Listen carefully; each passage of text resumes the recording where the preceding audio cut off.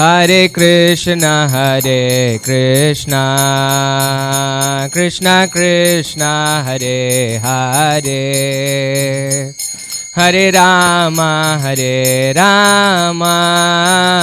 Rama Rama, Hare Hare.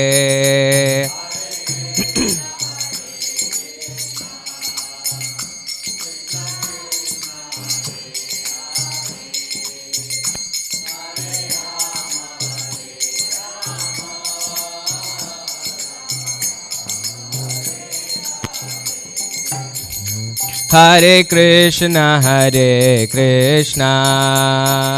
Krishna Krishna, Hare Hare, Hare Rama, Rama Rama, Hare Hare.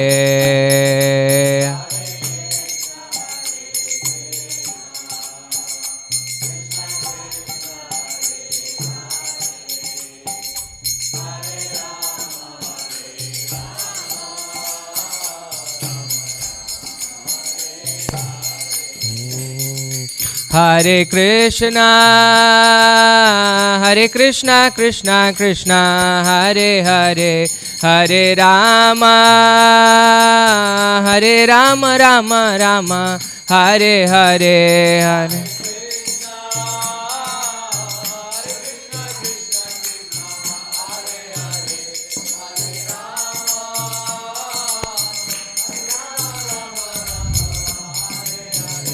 Hare Krishna, Krishna Krishna, Hare Hare, Hare Rama, Rama Rama, Hare Hare, Hare.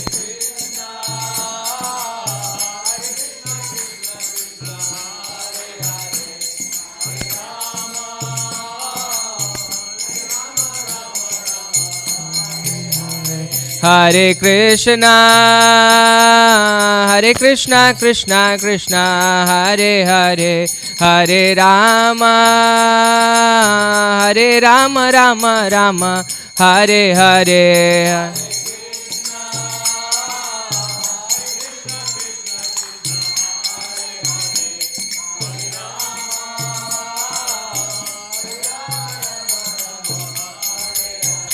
Hare Krishna, Krishna Krishna, Hare Hare, Hare Rama, Rama Rama, Hare Hare.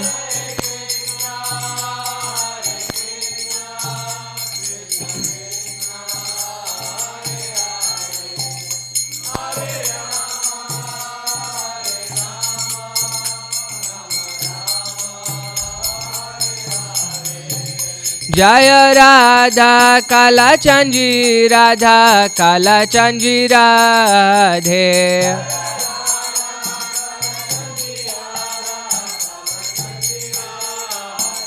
Jaya Radha Govinda Radha Govinda Radhe.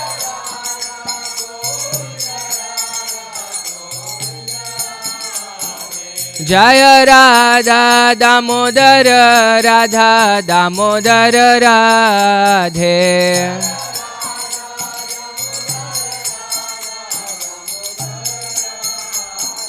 Jaya Jagannatha Jaya Jagannatha Jaya Baladeva Jaya Subhadra.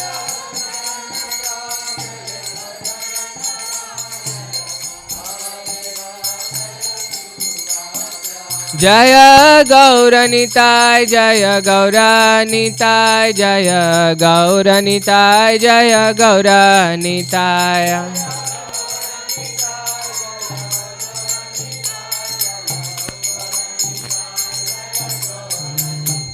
Jaya Jaya Prabhupada Prabhupada Prabhupada Jaya Jaya Prabhupada.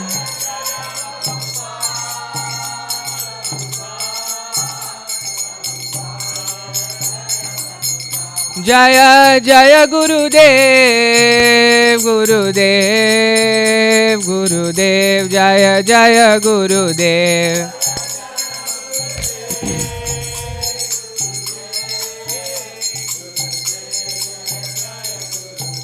Nitai Gaura Hari Bol, Hari Bol, Hari Bol, Nitai Gaura Hari Bol.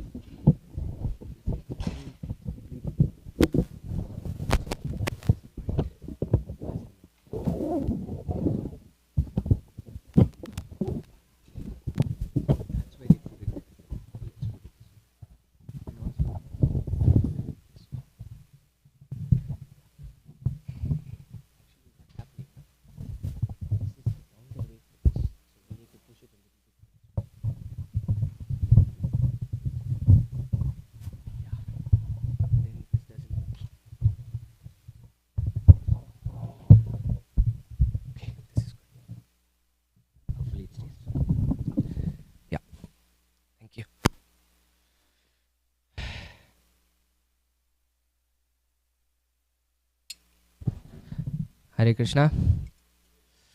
Welcome to the daily morning Srimad Bhagavatam class at Shri Shri Radha Kalachanjidam. Batteries. Can we get another mic? I think the batteries are gone.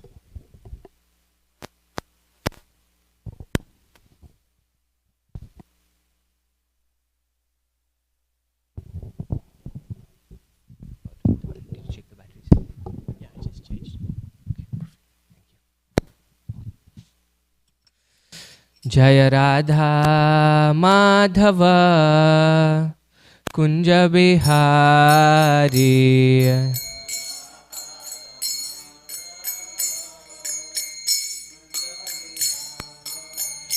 Jaya Radha Madhava Kunja Bihari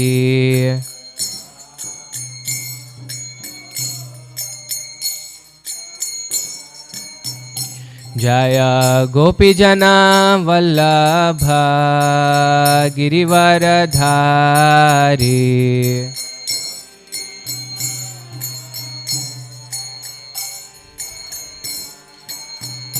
Jaya Gopijana Vallabha Girivaradhari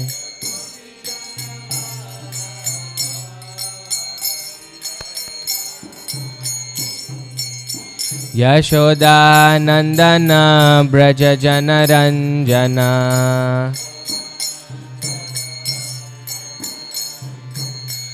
Yashodanandan Vraj जनरञ्जना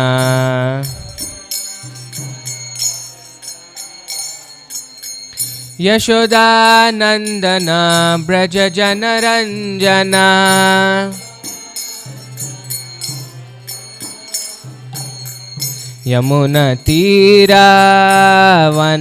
यमुनतीरावनचारी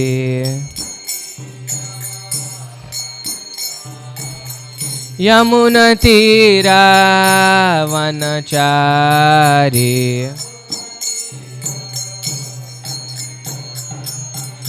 जय राधा माधव कुंज बिहारी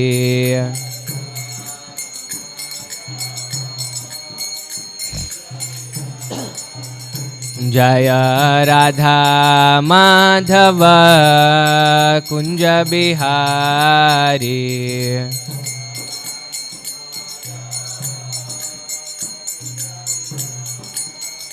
जय गोपी जना वल्लभ गिरिवरधारी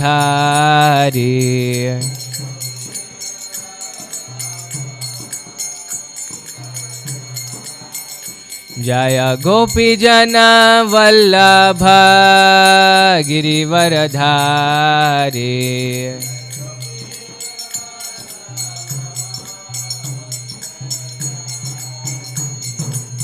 यशोदानन्दन व्रज जनरञ्जना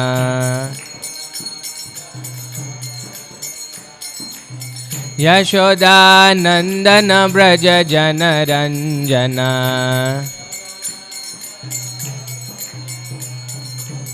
यशोदानन्दन व्रज जनरञ्जना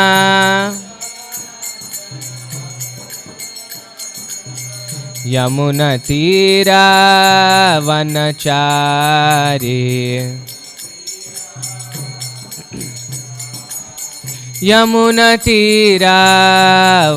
यमुनतीरावनचारी हरे कृष्णा कृष्णा कृष्णा हरे हरे हरे राम राम राम हरे हरे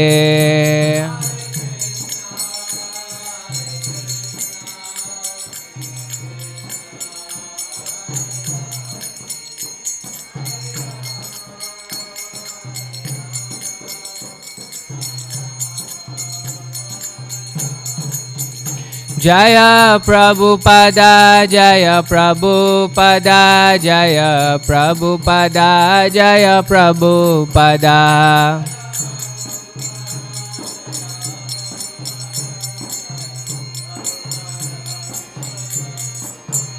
जय जय प्रभुपाद प्रभुपाद प्रभुपाद जय जय Prabhupada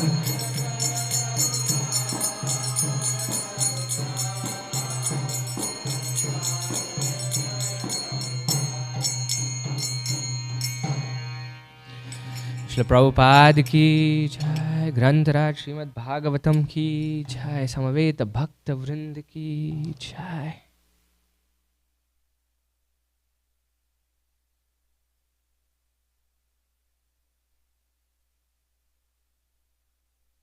We're continuing with our reading of Srimad Bhagavatam.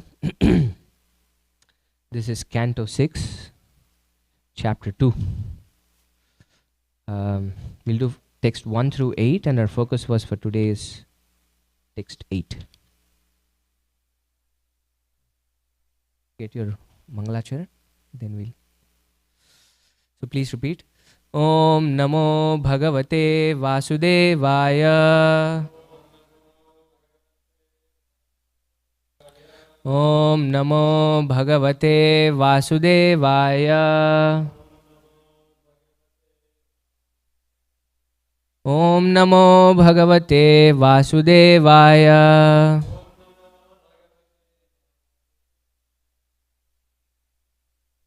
We'll chant the prayers together. Narayanam namaskritya naram chaiva narottamam devim saraswatim vyasam tato jayamudirayet. Before reciting the Srimad Bhagavatam, which is the very means of conquest, one should offer respectful obeisances unto the personality of Godhead Narayana, unto Naranarayana Rishi, the supermost human being, unto Mother Saraswati, the goddess of learning, and unto Srila Vyasadev, the author. Nashtaprayeshu bhadreshu nityam bhagavata sevaya bhagavati uttama shloke bhaktir bhavati naishtiki. By regular attendance in classes on the Bhagavatam and by rendering of service to the pure devotee, all that is troublesome to the heart is almost completely destroyed, and loving service unto the personality of Godhead, who is praised with transcendental songs, is established as an irrevocable fact. Om Ajnanatimirandasya Jnananjanashalakaya Chakshuronmilitam Yena Tasmai Shri Gurave Namaha. Shri Chaitanya Manobishtam Stapitam Yena Bhutale Swayam Rupa Kadamahyam Dadati Swapadantikam. Vandeham Shri Guru Shri Utapadakamalam Shri Gurun Vaishnavamsha Shri Rupam Sagrajatam Sahagana Raghunathanvitam Tam Sajivam Sadvaitam Savadutam Parijana Sahitam Krishna Chaitanya Devam Shri Radha Krishna Padan Sahagana Lalita Shri Vishakhanvitamsha. He Krishna Karuna Sindho Dinabandho Jagatpate Gopesha Gopika Kanta Radha Kanta Namostute Tapta Kanchana Gaurangi Radhe Vrindavaneshwari Vrishabhanu Sute Devi Pranamami Hari Priye Vancha Kalpatarubhyascha Kripa Sindhubhya Evacha Patitanam Pavanebhyo Vaishnavebhyo Namo Namaha. Jaya Shri Krishna Chaitanya Prabhu Nityananda Shri Advaita Gadadhar Shri Vasadi Gaura Bhakta Vrinda. Hare Krishna Krishna Krishna Hare Hare Hare Rama Rama Rama Hare Hare. Namam Vishnupadaya Krishna Presthaya Bhutale Srimate Bhaktivedanta Swaminiti Namine. Namaste Saraswate Deve Gauravani Pracharine Nirvisesha Shunyavadi Paschatya Deshatarine. Again, this is Canto 6, Chapter 2. The title of the chapter is Ajamila Delivered by the Vishnu Dutas. Have they already arrived? You know? The Vishnu Dutas are already there or not there? They're already there. So it's just a conclusion of what is about to happen, which we already know from the first chapter. Right? The Vishnu Dutas are there to protect Ajamal, and they're having a conversation with who? The Yamadutas. Yes. So we know from the history of Ajamal that's been described in chapter 1 that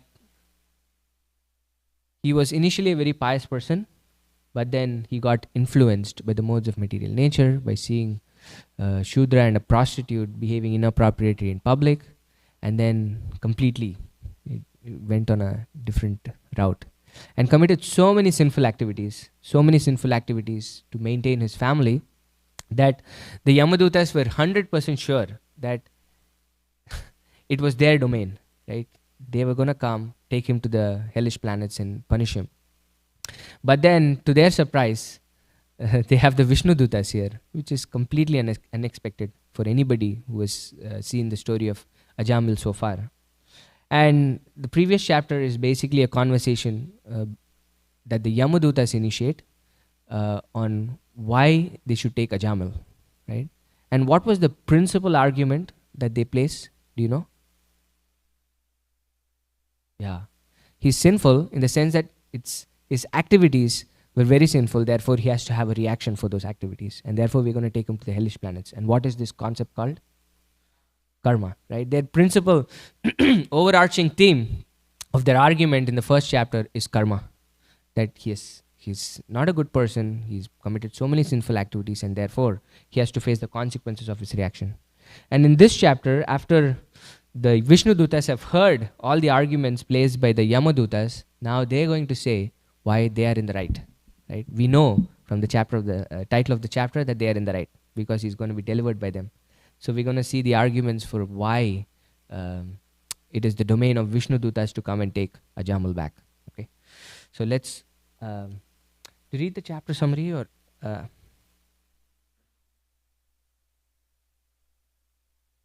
actually let's do the translations, and then if we want we can come back to the summary. So text 1. Shukadev Goswami said, "My dear king, the servants of Lord Vishnu are always very expert in logic and arguments. After hearing the statements of the Yamadutas, they replied as follows." The Vishnu Dutas said, "Alas, how painful it is that a religion is being introduced into an assembly where religion should be maintained. Indeed, those in charge of maintaining the religious principles are needlessly punishing a sinless, unpunishable person." Can you think about it? Practically the Yamadus are getting bamboozled here. Like what? Sinless? Ajamal? But in fact, the Vishnu Dutas are not just saying that, right? Which is the second part. What they're saying in the first part is you are actually transgressing religion by taking Ajamal to the hellish planets. In fact, it's a huge accusation on the Yamadutas, isn't it? For somebody who's as sinful as Ajamal, the Vishnu Dutas are saying, you are actually practicing a religion now by punishing this sinless fellow. You know? So let's continue. A king or a governmental official should be so well qualified that he acts as a father, maintainer, and protector of the citizens because of affection and love. He should give the citizens good advice and instructions according to the standard scriptures and should be equal to everyone. Yamaraj does this, for he is the supreme master of justice, and so do those who follow in his footsteps. However, if such persons become polluted and exhibit partiality by punishing an innocent, blameless person, where will the citizens go to take shelter for their maintenance and security? Yeah. So he's talking to the Yamadutas on a person that they really know. And who is this person that they really know? Who do they work for? Yamaraj, right? They're the servants of Yama. And Yamaraj is responsible for dharma in our society, right? He looks at who performs the right deeds, who performs the wrong deeds, and awards punishment accordingly to people in general. So he is compared to here as the king and everybody who is under his jurisdiction, to say, in the sense that he is actually adjudicating people on their actions, on what their qualities should be. And in fact, as the servants, they should also have the same qualities, is the argument of Vishnu Dutas. In the sense that you should exactly know, according to standard scriptures, what should be done and what should not be done. And here, you're doing something that is completely opposed to scriptures. So they're building it up and building it up before they actually tell what the reason is. You know? Okay, let's continue. The mass of people follow the example of a leader in society and imitate his behavior. They accept as evidence whatever the leader accepts. Yeah. This is similar to the verse in Gita. Do you remember what it is? Shreshtas tatad evetaro jana. Very nice. Okay. People in general are not very advanced in knowledge by which to discriminate between religion and irreligion. The innocent, unenlightened citizen is like an ignorant animal, sleeping in peace, with its head on the lap of its master, faithfully believing in the master's protection. If a leader is actually kind-hearted and deserves to be the object of a living entity's faith, how can he punish or kill a foolish person who is fully surrendered in good faith and friendship? Actually, this is getting basically into chastisement territory here, right? And the comparison that the Vishnu Dutas make is actually very vivid, so to speak. And they're comparing a jamal to whom here? Yeah, not just an animal, but what is the animal doing? Sleeping. He's peacefully sleeping on the lap of his master, right? Thinking, I'm going to get all protection from my master. And yet, what does the master do? He takes the animal and slaughters the animal. Isn't it? Which is basically what happens in our society in slaughterhouses. Is that the animals think, oh, they're feeding me nicely, they're taking care of me nicely. And then the owner basically takes the animal and slaughters the animal. How cruel is that? For somebody who is actually believing in you and then thinking you're actually going to protect this person, and yet you actually kill the person.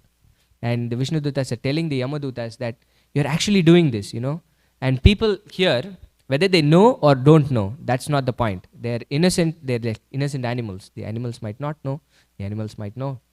But even if they don't know, you have to practice religious principles. Even if Ajamal had committed so many sinful activities and didn't know better, you should know what principles of religion are. And instead, you're actually taking him to the slaughterhouse, is what the Vishnu Dutas are telling him. Okay. And this entire section can actually be a study on governments, how a leader should be looking after his citizens, what should the principles of governance be, and so on and so forth. But our topic for discussion is a little bit different than that. So we'll continue to text 7. But you can read the purports. Prabhupada's purports for these verses are really nice on how he talks about leadership and governance in general. Okay, text 7. Ajamila has already atoned for all his sinful actions. Indeed, he has atoned not only for sins performed in one life, but for those performed in millions of lives. For in a helpless condition he chanted the holy name of Narayan. Even though he did not chant purely, he chanted without offense, and therefore he is now pure and eligible for liberation. Yeah, they finally say why, isn't it, in this verse? And why was it? Why was Ajamal sinless? He chanted the holy names of the Lord. He chanted the names of the Lord, especially Narayan. And we'll see who was. Have we already seen who Narayan is? Not yet, right? So let's go to the next verse. So we'll read the Sanskrit. This is our focus verse for today. Ete naiva hyanogosya kritam syadaga nishkritam yadha narayanaeti jagadha chaturaksharam ete naiva hyanogosya kritam syadaga nishkritam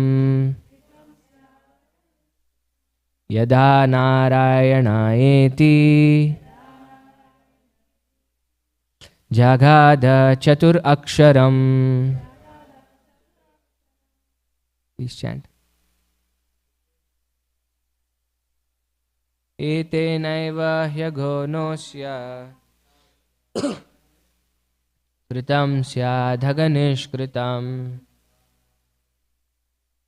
yadha narayanaeti jaghada chaturaksharam. Okay. Ete naiva hyagonosya kritam syadhaga nishkritam yadha narayanaeti jagada chaturaksharam. Ete naiva hyagonosya kritam syadhaga nishkritam yadha narayanaeti jagada chaturaksharam. Thank you. Translation and purport by His Divine Grace A.C. Bhaktivedanta Swami Srila Prabhupada ki jai. So let's read the translation word for word together for lack of time. Etena, by this chanting, eva, indeed, he certainly, Aghonaha, who possesses sinful reactions. Asya, of this, Ajamila. Kritam, performed. Syat, is. Agha, of sins. Nishkritam, complete atonement. Yadha, when. Narayana, O Narayana, the name of his son. Aya, please come. Iti, thus. Jagada, he chanted. Chatur Aksharam, the four syllables. Na, Ra, Ya, Na. Translation. The Vishnu Dutas continued. Even previously, while eating and at other times, this Ajamila would call his son, saying, My dear Narayana, please come here. Although calling the name of his son, he nevertheless uttered the four syllables Narayana. Simply by chanting the name of Narayana, in this way, he sufficiently atoned for the sinful reactions of millions of lives. Please repeat. The Vishnu Dutas continued. Even previously, while eating and at other times, this Ajamila would call his son, saying, My dear Narayana, please come here. Although calling the name of his son, he nevertheless uttered the four syllables Narayana. Simply by chanting the name of Narayana in this way, he sufficiently atoned for the sinful reactions of millions of lives. Purport. Previously, when engaged in sinful activities to maintain his family, Ajamila chanted the name of Narayana without offenses. To chant the holy name of the Lord just to counteract one's sinful activities or to commit sinful activities on the strength of chanting the holy name is offensive. Namno balad yasyahi papa buddha.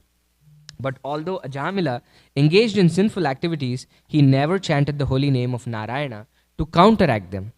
He simply chanted the name Narayana to call his son. Therefore, his chanting was effective. Because of chanting the holy name of Narayana in this way, he had already vanquished the accumulated sinful reactions of many, many lives. In the beginning, he was pure.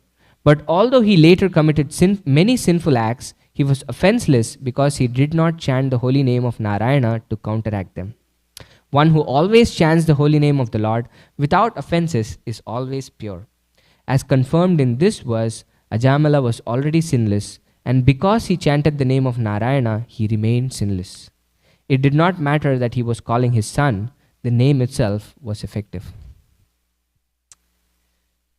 Do you know what propels Shukdev Goswami to talk about Ajamila? What question of Parikshit Maharaj? Yes. Parikshit Maharaj asked Sukadev Goswami how people can avoid going to the hellish planets. Exactly. So the entire fifth canto in the end is describing so many different kinds of hellish planets, right? And then Shukdev Goswami is saying, Parikshit Maharaj is observing this and saying, people are suffering so much in going to the hellish planets. So how can they avoid going to the hellish planets? And what is Shukdev Goswami's reply to it? Initial reply at least. Yes. Ajit Prabhu, you had an answer? His first answer is by atonement. Yeah, by atonement, which is basically on the platform of karma, right? I do something bad, therefore I have to atone for my sins. Does Parikshit Maharaj actually accept the answer? No. He doesn't accept the answer because he compares that to what? The Bhagavatam gives us some incredible images that we can never forget. Yeah, elephant bathing, right? So the elephant goes to a river or a lake and then bathes nicely. And then after cleaning itself up, which is basically compared to that of atonement, what does the elephant do? It comes out and sprays sand all over its body again and becomes dirty, right? So Shukdev Goswami is saying atonement will actually help them from not going to the hellish planets, but Parikshit Maharaj doesn't agree to it. And then Shukdev Goswami goes a step ahead. And he says, what? Okay, atonement just is not enough. What is required more?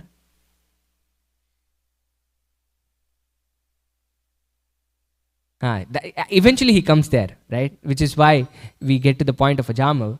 He says, okay, just atonement is not enough, but you need to have knowledge also, right? So then with knowledge, you can actually know what is right and what is not wrong, and therefore you can act in proper ways. Therefore, you don't even have to atone in the first place. And Parikshit Maharaj still doesn't agree to it. Because why?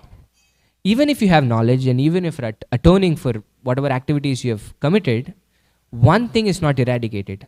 What is that one thing that's not eradicated? No. The seed of sinful activities, that's not eradicated. And what is that seed? Where is that coming from? It's actually the desire to commit sinful activities, right? So our innate desire or our innate tendencies are not completely eradicated. Prabhupada mentions in the Nectar of Instruction this exact conversation. He begins NOI text 1, right? We have so many different urges that we might have to control. And people say the way to control is control your senses, right? And don't engage your senses. That's basically the usual prescription that's given. But Prabhupada quotes this conversation between Shukadeva Goswami and Parikshit Maharaj and says, just by controlling the senses, you cannot really control your urges because the tendency to enjoy is still there. What can actually help us overcome is to purify those tendencies. And to purify those tendencies, karma doesn't help, which is basically atonement. Jnana doesn't help, which is basically, even if you have all the knowledge, you know the cigarette smoking is injurious to health and you still take a pack of cigarettes and smoke, right? So just knowledge and karma are not enough. And therefore, something more higher is required, which is basically bhakti.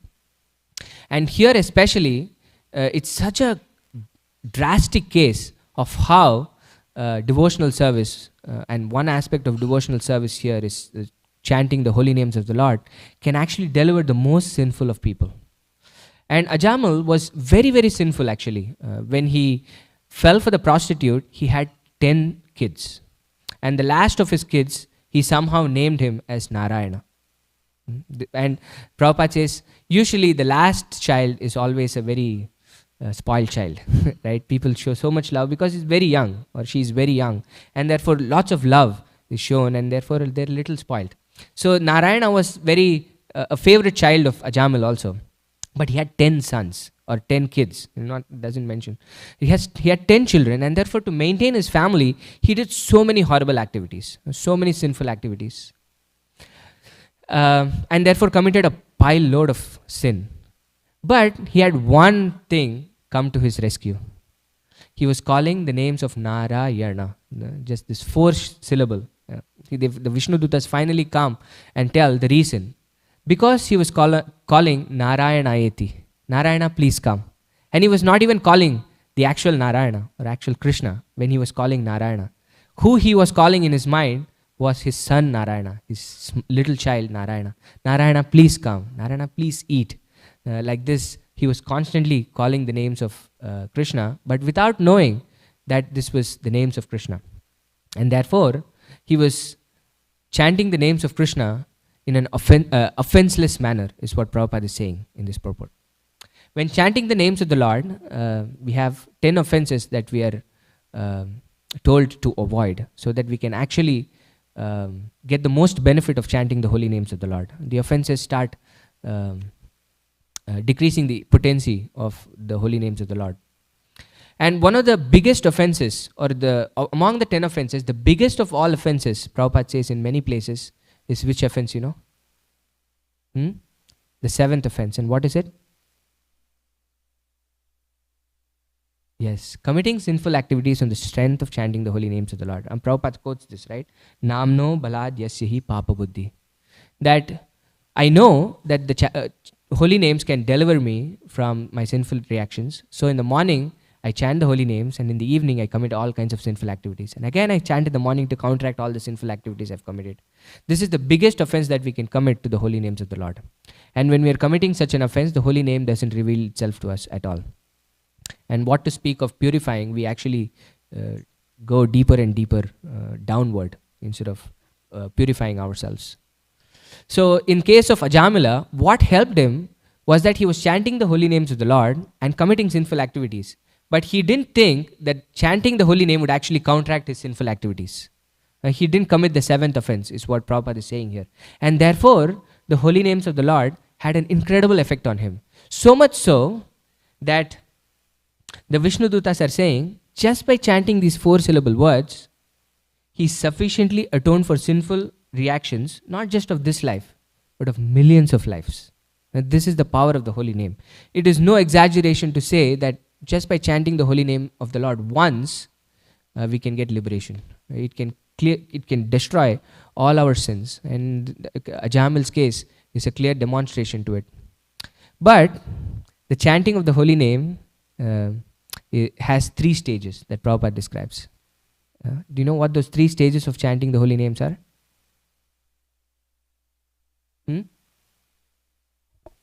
Namabhas. No, it's That's one. Nama Parad, Namabhas, Chudanam. Correct. These are the 3 stages of chanting the holy names of the Lord, right? The first stage of chanting the holy names of the Lord is Namaparad. We're chanting the holy names of the Lord, but we're chanting it offensively. Those 10 offenses that we read in the offenses to the holy names of the Lord, we are committing those offenses when we are chanting the holy names of the Lord. But still, when we continue to chant the holy names of the Lord, our tendency to commit those offenses slowly start going away. The holy name is purifying us. As long as we don't take advantage of it in the sense of I'm chanting the holy names and commit sinful activities. Intentionally, we try to chant the holy names, and if we are committing offenses because of our conditioning or our nature, the holy names are merciful enough to clear that out for us over a period of time. And when we keep chanting this way offensively, at some point we come to this stage of Namabhas. And what is Namabhas? Do you know?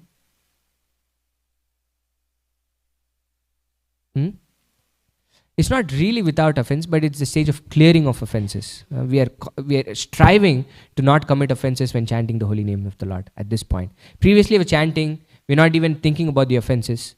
But then at some point we start getting serious about chanting and then start trying to avoid the offenses, and we are at the clearing stage.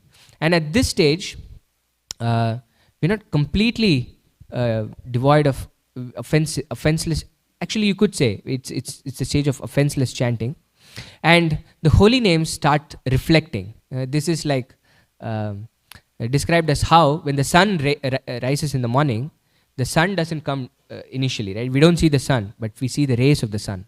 And just the rays of the sun brighten the entire environment. So the holy names have not fully manifested yet in its pure form. But in the Namabha stage, we can see some glimpses of the holy name's potency. And at this stage, it completely clears us of all our material conditioning in the stage of Namabhas.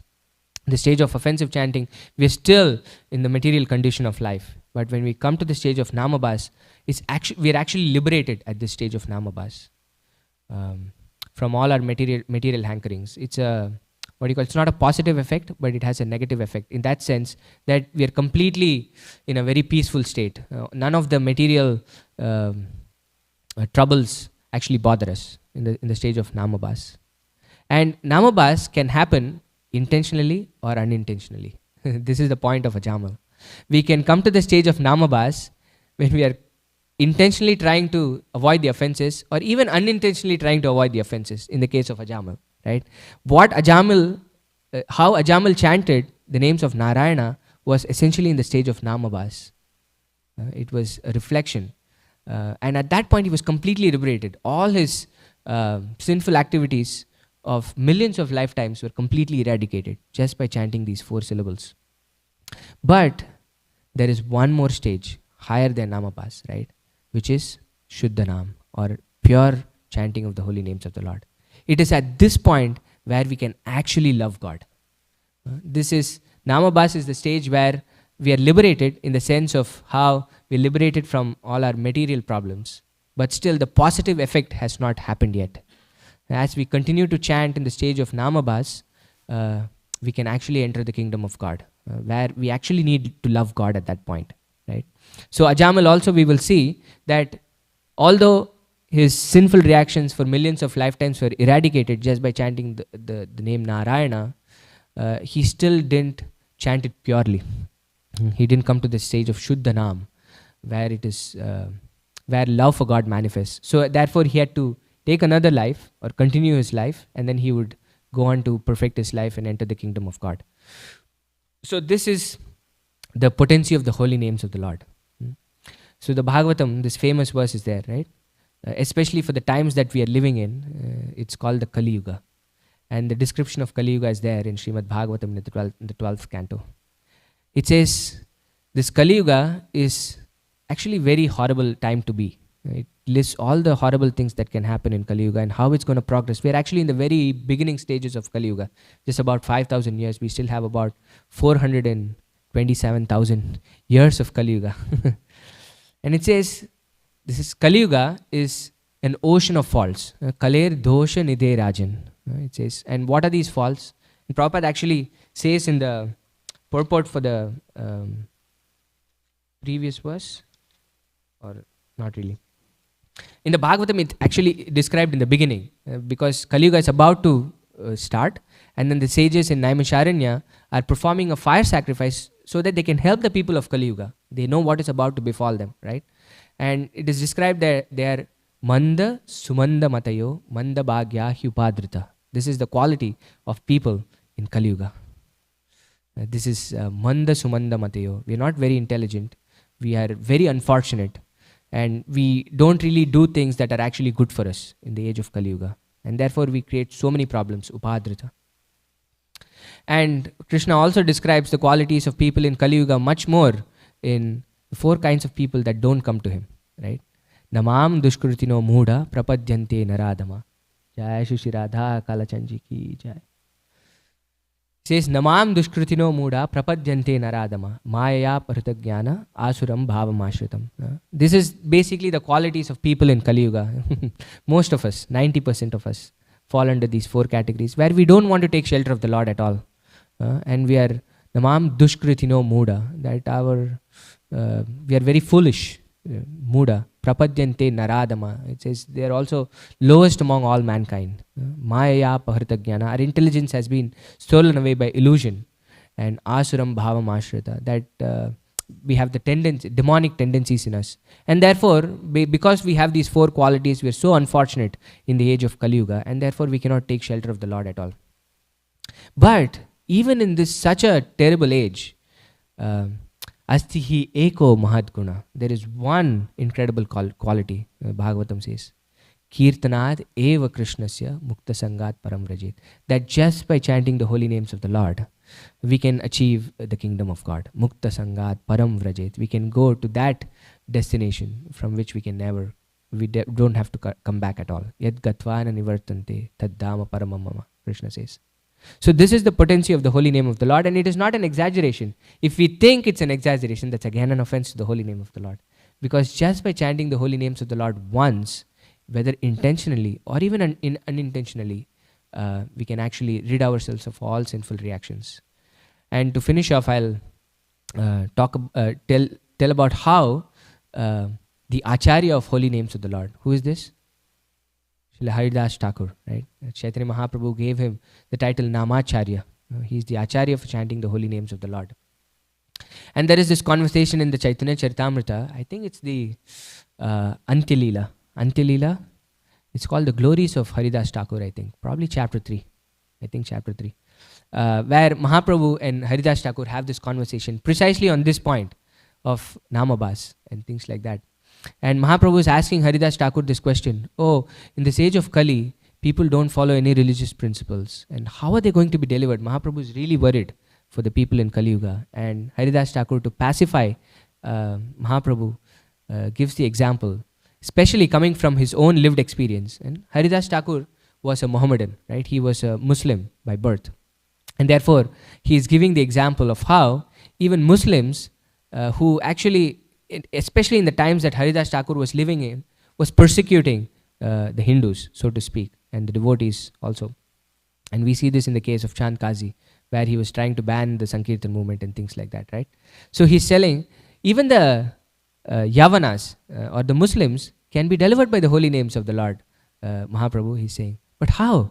Mahaprabhu says they don't chant the holy names of the Lord, but how can they be delivered? And therefore Haridas Thakur is saying, the Muslims say this word haram. No, haram means that which should not be done or something like that. Haram, haram. They say haram, haram. Forbidden. That which should not be done, right? That which is forbidden is called haram. And the Muslims use this word a lot. And what is haram has anything to do with the holy names of the Lord. And Haridas Thakur goes on to say, we see this as haram, but Krishna sees this as ha Rama. And thinks, oh, they're calling my name out, right? And here he says, ha means it's just a sign of exclamation. Oh Rama, oh Rama. That's how Krishna hears it. The Muslims are saying, haram, haram. This is forbidden, this is forbidden. But Krishna is saying, oh Rama, oh, they're calling my name out.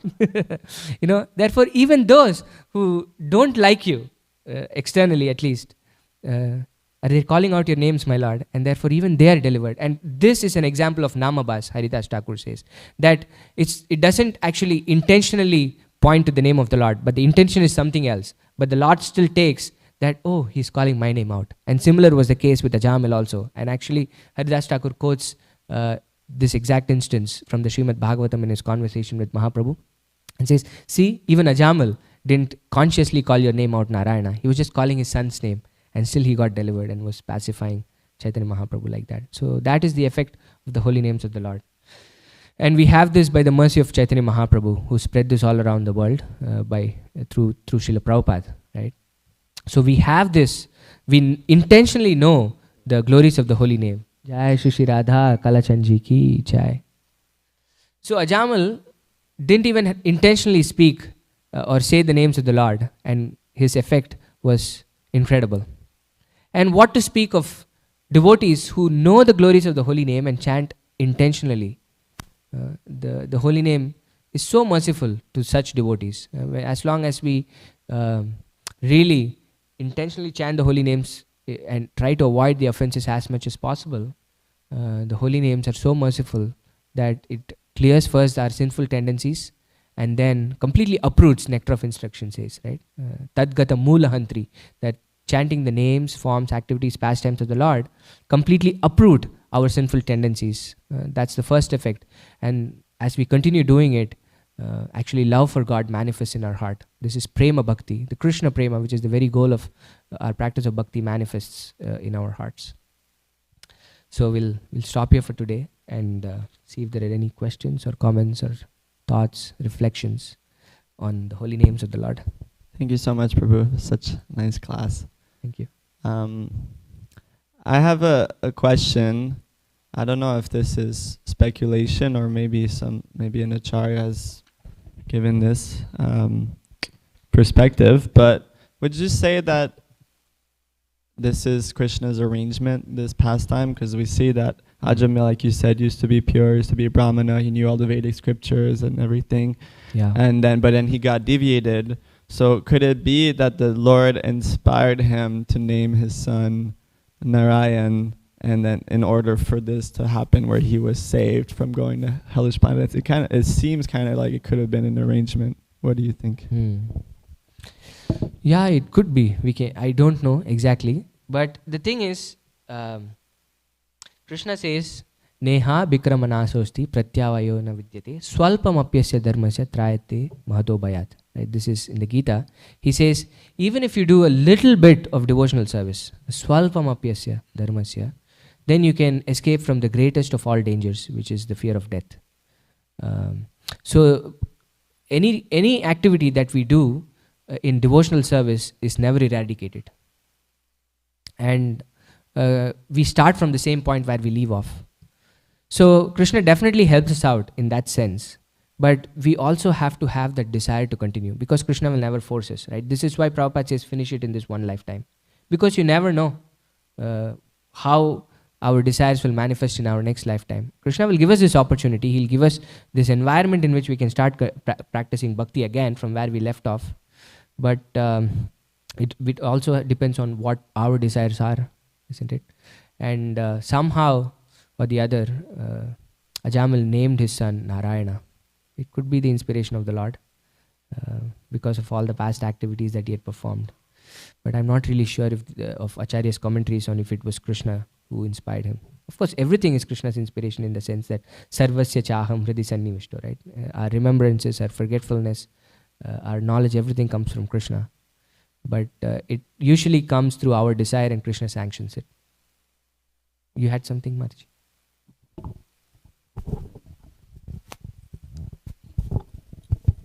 Hi Krishna Prabhu, thank you so much.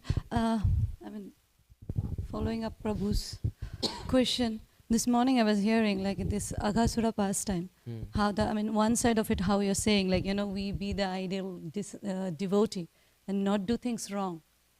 But talking for myself, I'm not that person who doesn't do things wrong. I do wrong all the time. So sometimes it gets really discouraging that, but then I was hearing this Aghasura pastime where Prabhu was explaining these boys who wanted to enjoy the mouth of Aghasura so much. It looked so attractive. They could see it was stinking, it was teeth and then the eyes, and they named everything. Like, the eyes are like fire and it's a mountain and whatnot, it's a red carpet. And they made it how they wanted it to be, though it was not the truth. But then one point that was striking, that but before that, before they entered, they did what they wanted, but before they turned back and looked at Krishna. And they clapped their hand, which different acharyas give different explanation for, but they looked at Krishna and said, he will protect us, the way he protected us from all the demons. Yeah. I think they mentioned specifically about Bakasur, and he twice, and then he said he will protect us. So even if we are going downhills, when we are not able to uphold dharma or not able to follow how we are supposed to, if we turn back and look at Krishna, he will protect us, is what I was looking at it. Thank you. Yeah, this is a very clear point that Krishna mentions in the Gita also, right? He even says, apichet suduracharo, that even if you're the most abominable, bhajate imam ananya bhakt, if you continue to practice devotional service, this is the key. Sadhureva samantavya samyak vivisido hisa. He says, you should consider such a person as sadhu. So this is Krishna's perspective, is that even if we are committing sinful reactions, sinful activities, if we are still somehow or the other practicing bhakti, Krishna considers such a person sadhu. But Prabhupada gives a balance to Krishna's statement in his purport, in the sense that as long as those activities are accidental, then Krishna will still protect. But if you are intentionally committing, which is basically the point that Prabhupada is making here, commit sinful activities on the strength of chanting the holy names of the Lord. I know that bhakti will actually clear me of all the offenses, therefore let me commit sinful activities. And that point actually is very offensive to the holy name. This is the song that Narottam Das, Ebaro Karuna Karo, right? What do you say? Thomas Tane, Hari Stane Aparade, Thare Hari Nam, right? If we commit sinful activities, if we commit offenses to Hari or Krishna, the holy names actually can negate those offenses for us. But if we commit, actually he says Thomas Tane in the sense of Vaishnav, right? He's talking about Vaishnav Thakur, or the offenses to the devotees, then the Harinam cannot really negate it. It's the same with the holy names also, in the sense that if we are constantly trying to commit sinful activities, knowing that it's sinful, then Krishna's protection, I don't think, is guaranteed. In the sense of Rajavasis, it's a completely different thing, right? They don't know anything apart from Krishna. Everything that they're doing is to please Krishna. So from that perspective, and their staunch faith in Rakshishyati Vishwasaha is just on a different level. So from that perspective, yes. But then Prabhupada is making this point here, in the sense that we have to be careful also. We have to be intentionally acting. Okay, if our conditioning is such a way that we accidentally fall down, then that's okay. Krishna will not really mind it. But if we are intentionally trying to commit sinful activities, thinking bhakti will help me, then that's very problematic. Right? Yeah. Okay. Any other thoughts? If not, we'll stop here now. Granthra Srimad Bhagavatam ki jai, Srila Prabhupada ki jai. Vancha kalpatarubhyascha kripa sindubhya evacha patitanam pavanebhyo vaishnavebhyo namo namaha. Anantakoti Vaishnava Vrind ki jai. Jai, Srila Prabhupada ki jai.